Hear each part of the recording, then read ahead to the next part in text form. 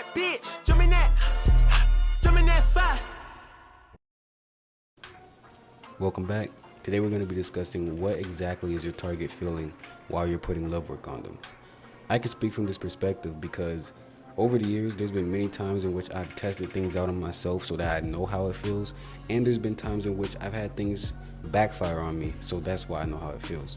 So I can pretty much give a generic description of what is going on with your target during your process of you trying to pull them back to you.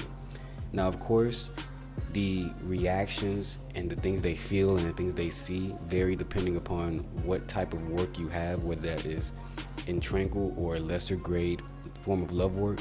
But for this video, we're only going to talk about the basics of it so that you can have some form of understanding regardless of what type of work you have. So one of the first things that typically happen when you put the work on a person is that they're going to start having signs and omens that cross their path so that they think about you. For example, they could be driving in a car, next thing you know, a love song comes on. And this song can be in direct correlation with you, as in you and this person know this song, y'all shared memories with this song, or it can simply be that it's any form of a love song, and what the magic is doing is making that person think about you when they hear these songs. So it'll start off with that, and as one of the signs, another sign can be the person will start seeing people that look like you or seeing your name and it's in their environment. So they'll be scrolling on social media and all they keep seeing is either people's names that look like yours or literally your name over and over again. So it's subconsciously gonna be hitting them like, damn, I'm thinking about such and such. So that's the first things. On the emotional aspect of it, the target will begin to feel some like intense butterfly feelings for you. And honestly, matter of fact, I don't even want to say butterfly feelings because I feel like butterfly feelings diminishes what this feeling really feels like. As a person that's experienced it, and I know many other people have experienced it as well, it's like a really bad anxiety that comes over your body. Like you literally feel it in your chest. You know that feeling when someone's like, when you're in the midst of someone breaking up with you, that first 5 minutes, and it's like your heart dropped to your fucking stomach.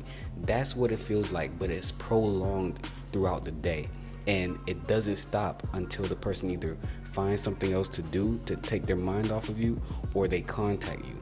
So it's like a butterfly anxiety, anxious feeling that they're feeling for you. Also, what the person begins to experience, it's like a longing feeling as well. They start feeling like they're missing you.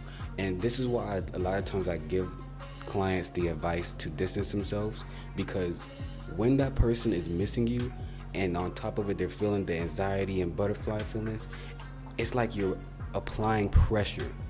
You're letting the pressure build up and build up and build up until eventually they explode and then they contact you. Because the feeling of obsession does not come over a person when they're constantly in your environment 24/7.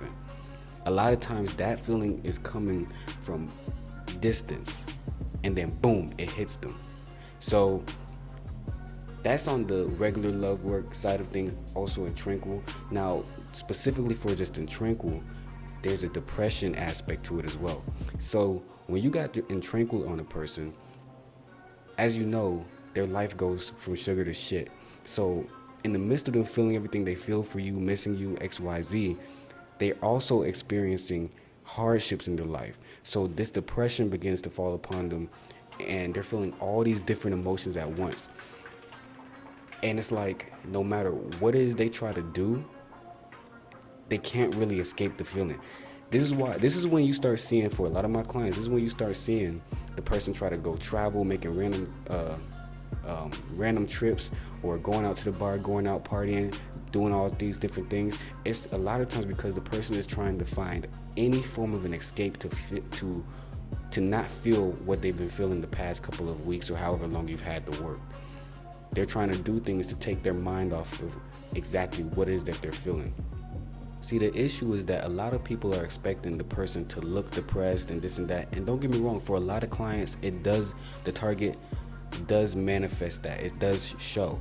But with others, you have a person in which they by no means are going to let the public eye know, and especially you know, that they're depressed or that they're feeling anything for that matter. So you're not going to notice it. You're going to think that they look just fine, not realizing, and like I said, I'm speaking from experience with this, being on myself. When they go to sleep at night, it is hitting them hard as shit, because they are most likely by themselves, nothing else going on but their mind.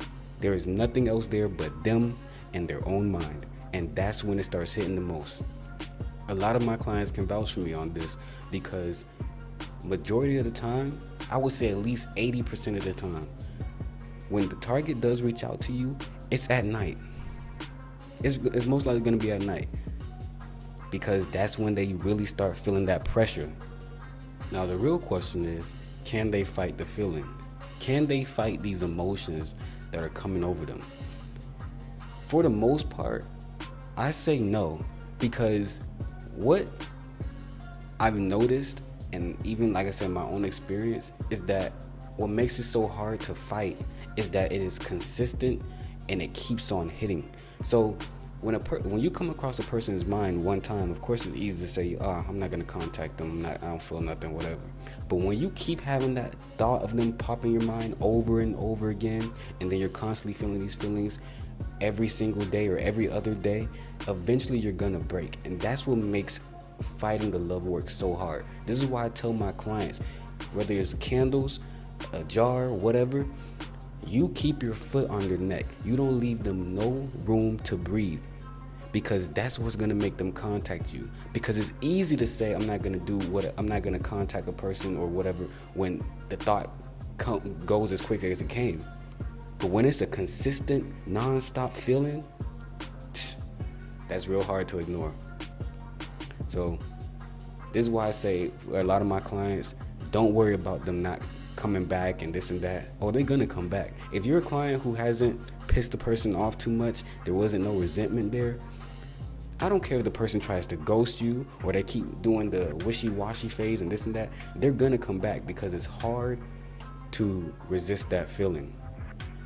Anyway, that concludes this video. I tried my best to not make it that long, because I know a lot of you got an attention span of a goldfish, but hopefully you stuck through it. Like, share, and subscribe.